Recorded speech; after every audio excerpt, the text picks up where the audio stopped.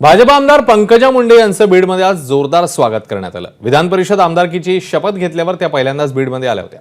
आपली विधान परिषदेवर निवड झाली आहे। आता महायुतीसाठी जास्तीत जास्त योगदान देणार। ज्यांनी लोकसभेमध्ये वातावरण खराब केलं ते आता विधानसभेत होणार नाही असंही त्या म्हणाल्या।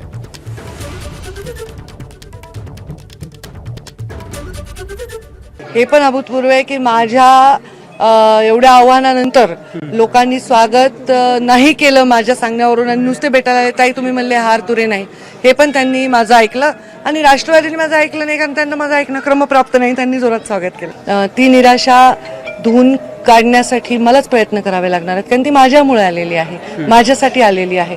फक्त माझी विनंती हीच राहील की कोणी असे काही गोष्टी करू नये जे आपण रिपेअर करू शकत नाही।